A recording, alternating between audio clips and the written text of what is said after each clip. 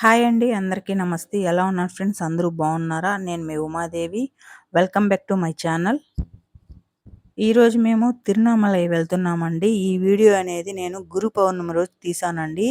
నాకు షేర్ చేసేదానికి టైం లేకుండా ఇప్పుడైతే షేర్ చేస్తున్నానండి. గురు పౌర్ణమి ముందు రోజు శనివారం సాయంత్రం 5 గంటలకు బస్ ఎక్కామండి. ఈ వీడియో అనేది ఆ రోజు తీసిందే. నాకు టైం లేకుండా ఇప్పుడైతే షేర్ చేస్తున్నాను. బస్సు కదిలిన తర్వాత బస్సులో అయితే కండక్టర్ లేదండి. తిరుపతి నుంచి ఒక 4, 5 కిలోమీటర్ల దూరం వచ్చిన తర్వాత ఒక సైడ్ బస్ అయితే పెట్టుకొని టికెట్లయితే కొడుతున్నాడండి డ్రైవరు.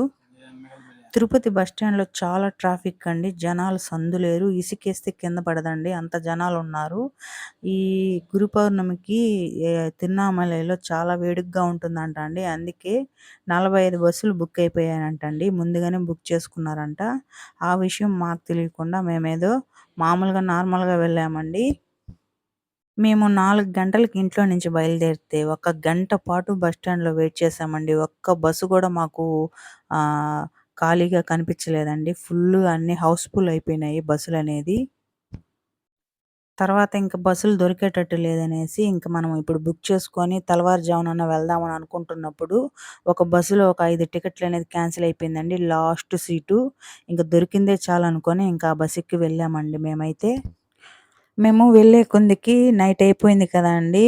వేలూరు దగ్గరికి వెళ్ళే కొందికి ఒక 3 కిలోమీటర్ల దాకా ట్రాఫిక్ జామ్ అయిపోయిందండి. చాలా విసుగొచ్చేసిందండి. ఈ బస్సు ప్రయాణం అంటే దగ్గర మనకి తిరుపతి నుంచి అరుణాచలం వెళ్ళేదానికి ఒక 4 గంటల టైంలో వెళ్ళిపోతామండి.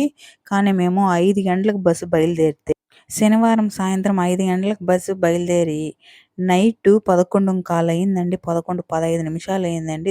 దగ్గర 6:30 గంట సేపు పట్టిందండి బస్సు జర్నీ. తిరుపతి నుంచి మనకి తిరువణ్ణామలై వెళ్ళేదానికి 6 గంటల 15 నిమిషాలు పట్టిందండి. చాలా విసుగొచ్చేసింది. ఈ పౌర్ణమికి కాకుండా మేము నార్మల్‌గా ముందు నెలలో వెళ్ళామండి. మార్నింగ్ 10కి ఎక్కితే 3 వెళ్లి దిగేసామండి. అప్పుడైతే అంత విసుగు అనిపించలేదండి బస్ జర్నీ అనేది. మామూలుగా ప్రతి నెల పౌర్ణమికి గిరి ప్రదక్షిణ చేస్తారంటండి. అప్పుడైతే ఇంత జనాలైతే ఉండరంట. రష్ అనేది చాలా ఎక్కువుండిందండి ఈ గురు పౌర్ణమికి. కానీ బస్సులు ఎంత హౌస్‌ఫుల్ అయినా కూడా జనాలనేది ఎనక్కి జంకకుండా, తిరిగి వెళ్ళిపోకుండా బస్సులో కిందైనా కూడా ఫుట్‌పాత్ మీద కూడా కూర్చొనొచ్చేస్తున్నారండి ఈ అరుణాచలానికి. నాకైతే చాలా ఆశ్చర్యం అయిపోయిందండి. అక్కడ గుడి చుట్టాలి కదా అండి! మనం జర్నీ ఈ విధంగా ఇబ్బంది పడుతూ వచ్చామంటే గుడి చుట్టడానికి మనకి గిరి ప్రదక్షిణ చేయడానికి చాలా ఇబ్బందయిపోతుంది కదా అని నేననుకున్నాను. కానీ జనాలు ఏమాత్రం వెనక్కి జంకకుండా ఎంత ఫాస్ట్‌గా నడిచారంటే అంత ఫాస్ట్‌గా నడిచి వెళ్తున్నారండి గుడికి. మొత్తానికి ఎలాగో అలాగా ఇబ్బంది పడుతూ వచ్చేసామండి ఈ తిరువణ్ణామలై. ఇక్కడ ఏంటంటే కొత్త వాళ్ళు ఎవరైనా వచ్చేవాళ్ళు ఇది బాగా వినండి. ఇక్కడ బైపాస్‌లో నిలిపేస్తుందంటండి బస్సు. ఇక్కడి నుంచి ఒక దగ్గర ఒక 4 కిలోమీటర్లు ఉంటుందండి. 3, 4 కిలోమీటర్లు. ఇక్కడ బైపాస్‌లో ఆటోలుంటాయండి. మనిషికి రూ. 50 తీసుకుంటున్నారండి. ఇక్కడ మనం ఆటో ఎక్కామంటే అక్కడ ఈశాన్య లింగం అని ఉంటుందండి. ఆ టెంపుల్ దగ్గర దిగేసి అక్కడి నుంచి నడవాల్సొస్తుందంటండి. ఆ విషయం మాకు తెలియకుండా మేము బైపాస్‌లో నుంచే నడిచామండి. కొత్త కదా అండి మాకు తెలియకుండా చాలా ఇబ్బంది పడ్డాము. మాకు తెలుసులే మీరేం చెప్పేదని అనుకుంటారేమో! నేను తెలియని వాళ్ళకి చెప్తున్నానండి. ఇప్పుడు మేము తెలియకుండా వెళ్లి చాలా ఇబ్బంది పడ్డాము కదా అండి! అందుకోసం చెప్తున్నాను. కొత్తగా వెళ్ళేవాళ్ళు మాత్రము ఎవరైనా తెలిసిన వాళ్ళతో వెళ్తే చాలా బెస్ట్ అని నా ఉద్దేశం అండి. మాకు తెలియకుండా మేము వెళ్ళిపోయి చాలా ఇబ్బంది పడ్డామండి. నార్మల్‌గా ప్రతి నెల వచ్చే వాళ్ళకి అంతగా ఇబ్బంది అనిపించట్లేదేమో అండి. మామూలుగా మనము ఎలా నడుస్తామో అలా నడుచుకుంటూ వెళ్ళిపోతూ ఉండారండి. ఈజీగా కష్టం అనేది లేకుండా వాళ్ళని చూస్తూ ఉంటే నాకైతే అలానే అనిపించిందండి. చూసారు కదా! జనాలు చూడండి ఇసుకేస్తే కింద పడినంత జనాలుండారు చూడండి. ఈ జనాలలో కొత్తగా అంటే ఈ గురు పౌర్ణమికి స్టార్ట్ చేసిన వాళ్ళుండారు గిరి ప్రదక్షిణ. మామూలుగా ప్రతి పౌర్ణమికి నడిచేవాళ్ళు కూడా ఉండారండి. మామూలుగా నడిచేవాళ్ళైతే ఈజీగా ఇంక వాళ్ళకి తెలిసిపోతుంది కదండీ! ఇంత దూరం ఉంది అని తెలిసిపోతుంది కదా! పాత వాళ్ళైతే ఈజీగా నడిచి వెళ్ళిపోతూ ఉన్నారు. కొత్త వాళ్ళకి కొంచెం కష్టం అనిపించొచ్చు. ఇక్కడ చూడండి ఏమన్నా తినాలనుకున్నా, ఏదైనా కొనుక్కోవాలనుకున్నా నైట్ టైమ్ కూడా ఏ షాపులనేది మూయకుండా పెట్టుకోనున్నారండి. ఎవరైనా కొనుక్కుంటారనేసి. నైట్ టైమ్ అయినా సరే షాపులు మూయకుండా నార్మల్‌గా పొగులు పూట ఎట్టుంటాయో అలానే ఉండాయండి షాపులనేది. మేము 11:15కి స్టార్ట్ చేసాం కదండీ! ఎక్కడ కూర్చోకుండా ఒక 2 ఏమో అయిందండి టైము. మా ఆయన అలసిపోయాడండి. ఒక టీ తాగుదామని అక్కడ ఆగాము. మా ఆయన చూడండి చాలా అలసిపోయాడు చూడండి.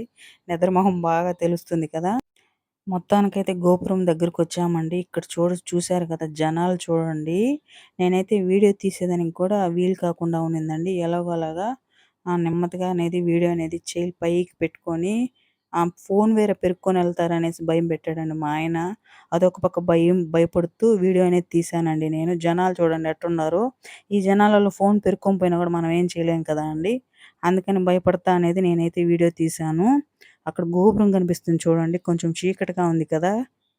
ఇక్కడ మ్యాపింగ్ ఉంది చూడండి. ఈ మ్యాపింగ్ అనేది నాకు తెలిసి బైపాస్‌లోనో ఎక్కడన్నా వేసుంటే తెలియని వాళ్ళు చూసేదానికి కొంచెం బాగుంటుంది కదా అండీ! ఈ మ్యాపింగ్ అనేది కొంచెం మధ్యలో పెట్టున్నారండి. ఇక్కడ చూడండి ఈశాన్య లింగం కాడ అనేది మార్క్ ఇచ్చున్నారు చూడండి. అక్కడి నుంచి స్టార్ట్ చేయాలంట అండి. ఆ విషయం మాకు తెలియకుండా ఒక 4 కిలోమీటర్లు బైపాస్‌లో నుంచే నడిచేసామండి. అందుకే కొంచెం మాకు చాలా ఇబ్బంది అనిపిచ్చేసింది. తర్వాత కొంచెం దూరం నడిచొచ్చిన తర్వాత ఇక్కడ ఏదో శక్తి గుడండి. ఇక్కడ మనం ఈ విధంగా నిమ్మకాయలతో దిగతీసుకుంటే చాలా మంచిదంటండి. దిష్టంతా పోతుందంట. మనం కాదండి ఇజ్రాయెల్ వాళ్ళుంటారు కదా అండీ! వాళ్ళ దగ్గర తీపిచ్చుకుంటే చాలా మంచిదంటండి. ఆ తర్వాత ఒక 3:30, 4 అయిందండి. సరే ఏదైనా టిఫిన్ తిందామని అడిగితే ఇక్కడ మరీ మోసమండి. ఒక చిన్న దోసెలు చిన్న చిన్నవిగానే ఉండాయండి. 2 దోసెలు రూ. 50 అండి. ఇంకేం చేద్దామండి గత్యంతరం లేనప్పుడు అదే గతి అనుకోని మేము రూ. 100 ఇచ్చేసి ఒక చెరు 2 దోసెలు తిన్నామండి. ఆ తర్వాత ఒక దగ్గర గమ్మున కూర్చునేసినామండి ఒక 10 నిమిషాల పాటు. చూడండి జనాలు అలసట అనేది లేకుండా వెళ్తూ ఉన్నారండి. వెళ్ళినంత దూరమండి. చానా దేవుళ్ళని దర్శనమైతే చేసుకున్నామండి. అందులో ఎక్కువ శివుడు, వినాయకుడు, సుబ్రహ్మణ్య స్వామే ఉన్నారండి. అక్కడక్కడ పరాశక్తి, శక్తి దేవతలున్నారండి. ఎక్కువ మనకి వినాయకుడు, ఈశ్వరుడు గుళ్ళే ఉన్నాయండి. ఆ తర్వాత ఇదేదో మసాజ్ చేసే మిషన్ అంటండి. ఇక్కడ ఆగాము చూడండి. మాలాగా కొత్తగా పోయినోళ్ళుంటారు గదా అండీ! వాళ్ళు కాళ్ళు నొప్పులకి ఇలా మసాజ్ చేసుకుంటున్నారండి. ఈ మసాజ్‌కి 5 నిమిషాలకు రూ. 30, 10 నిమిషాలకి రూ. 50 అంటండి. మేము రూ. 30 ఇచ్చేసి ఒక 5 నిమిషాలు నేను, మా ఆయన ఆ మసాజ్ అనేది పెట్టించుకొని మళ్ళా వెళ్ళామండి. ఇక్కడ పెద్ద శివలింగం అండి చూడండి. ఏదో శ్రీ వెంకట అభిరామ లింగం అంటండి. చాలా పెద్దదండి. కొన్ని కొన్ని గుళ్ళ లోపలికి కాళ్ళు నొప్పులతో వెళ్ళలేకుండా దూరం నుంచే దండం పెట్టుకొని అక్కడి నుంచే వీడియో అనేది తీసుకొని వెళ్ళిపోయామండి. ఎందుకంటే చూసినంత దూరము రోడ్డే కనిపిస్తుంది గానీ, గుడి వచ్చినట్టు లేనే లేదండి. ఎందుకంటే మేము కొత్త కాబట్టి మాకు అలా అనిపిచ్చిందండి. ఇక్కడ వెంకటేశ్వర స్వామి, అలివేలు మంగమ్మ అండి. ఇక్కడ కూడా దూరం నుంచే దండం పెట్టుకొని వెళ్ళిపోయామండి. చాలా బావుంది కదా అండీ! టెంపుల్ అనేది. కానీ చూస్తూ ఉంటే ప్రతి టెంపులు 2 కళ్ళు సాలటం లేదండి. చూసారు కదా అండీ! ఇటు చూసినా జనాలు, చూసినంత దూరము జనాలే. ఇటు సైడ్ చూసినంత దూరము జనాలే అండి. ఇంకా ఎక్కడున్నారు నాయనా దేవుడా అంటూ మేము మొక్కుకుంటూ వెళ్ళామండి. కట్టన గుడ్డలండి చూడండి ఎంత బాగున్నాయో చూడండి. మనము దేవుడి గది దగ్గర వేసుకోవచ్చండి. చాలా బాగున్నాయి గదండీ! నాకు నచ్చిందండి. చాలా బాగున్నాయి. అందుకనే ఒక చిన్న వీడియో అయితే చేశానిది. మొత్తానికైతే నేను చూడాలి అనే మోక్ష మార్గం అయితే వచ్చేసిందండి. ఈ గురు పౌర్ణమికి ఈ మోక్ష మార్గం దగ్గర అండి దగ్గర దగ్గర కిలోమీటర్ ఉన్నారండి జనాలైతే సందు లేరండి జనాలు. నేనైతే కంపల్సరీ ఆ మోక్ష మార్గంలో దూరాలనే ఒక ఉద్దేశంతోనే జనాలలో వచ్చేసానండి. మా ఆయన మాత్రము జనాలకు భయపడి ఆ మోక్ష మార్గంలో దూరితే వస్తామా రామా అని భయపడి ఇరుక్కుపోతామేమో అని భయపడి వీడియోలు చూసి యూట్యూబ్‌లో ఆయనైతే క్యూలోకి రాలేదండి. నేనైతే దేవుడు పెట్టినట్టు అవుతుందని నేనైతే క్యూలోకైతే వెళ్ళిపోయానండి. ఆయన భయపడినట్టే అందులో ఒక మనిషి ఇరక్కపోయాడండి. దాదాపు ఒక 5 నిమిషాల పాటు చాలా ఇబ్బంది పడ్డాడండి ఆయన. కొద్దిగా లావుగా ఉన్నాడు మనిషి. చాలా ఇబ్బంది పడ్డాడండి. మా ఆయన భయపడ్డట్టే అయింది. ఈ మోక్ష మార్గం అనేది మనకి దేవుడి సత్యం అండి. సందు చిన్నదిగా ఉంటుందండి. అందులో మనము ఆ తల్లి కడుపులో నుంచి బయటకొచ్చినట్టు రావాలండి మనము. దేవుడి మీద భారమేసి దేవుడిని నమ్ముకొని రావాలండి. ఇక్కడ చూడండి ఆయన ఎంత తనకలాడుతున్నాడో దగ్గర దగ్గర 7 నిమిషాల దాకా తనకలాడాడండి. నాకు గూడా చాలా భయమేసిందండి. ఆయన్ని చూసి నేను క్యూలో ఉన్నానప్పుడు. నాకు గూడా కొద్దిగా భయమేసిందండి. తర్వాత మళ్ళీ ఏం కాదులే దేవుడున్నాడనుకోని నేను ధైర్యం అనేది చేసుకున్నానండి. చూడండి ఎంత ఇబ్బంది పడుతున్నాడో ఆయన.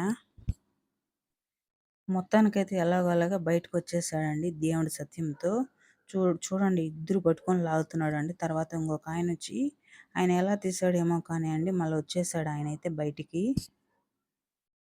ఇవన్నీ చూసి మా ఆయన ఇంకాస్త భయపడి నన్ను కూడా భయపెట్టాడండి. "నువ్వు వద్దు, నువ్వు దాంట్లో ఇరుక్కుపోతావేమో ఆ విధంగా వద్దు వద్దు" అని నన్ను భయపెట్టాడండి.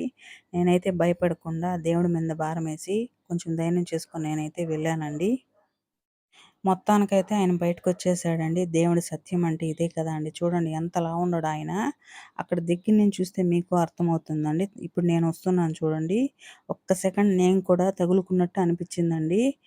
దేవుడిని తలుచుకుంటా నేనైతే అక్కడున్న ఆమె కొంచెం నన్ను లాగింది. నేనైతే బయటకొచ్చేసానండి. దేవుడు సత్యంతో నాకైతే ఏ ఇబ్బంది లేకుండా నేనైతే ఒక్క సెకండ్‌లో బయటకొచ్చేసానండి. చూసారు కదా! ఇక్కడున్నాను చూడండి నేను. మొత్తానికి నైట్ 11 నుంచి మళ్ళీ మరుసటి రోజు 11:30 అయిందండి. అంత దూరం అంతసేపు నడిచిన దానికి, ఈ మోక్ష మార్గంలో దూరే కొందికి నాకైతే చాలా హ్యాపీ అనిపించిందండి. మా ఆయనైతే భయపడి దూరంగానే ఉండిపోయాడండి. మొత్తానికైతే ఈ మోక్ష మార్గాన్ని మనము ఎక్కడి నుంచి వచ్చినా కూడా ఈ మోక్ష మార్గాన్నయితే దర్శించుకోండండి. చాలా మంచిదంటండి. మనం తెలుసో తెలియకో చేసిన పాపాలు ఏదైనా ఉంటే తొలగిపోతాయంటండి. లాస్ట్‌కైతే మేము ఈశాన్య లింగాన్ని దర్శనం చేసుకొని రిటర్న్ అయిపోయామండి. ఇంతే అండి వీడియో. నా వీడియో గనుక మీకు నచ్చినట్టయితే లైక్ చేసి, షేర్ చేసి, సబ్స్క్రైబ్ చేయడం మాత్రం మర్చిపోవద్దు. Thanks for watching friends. Bye.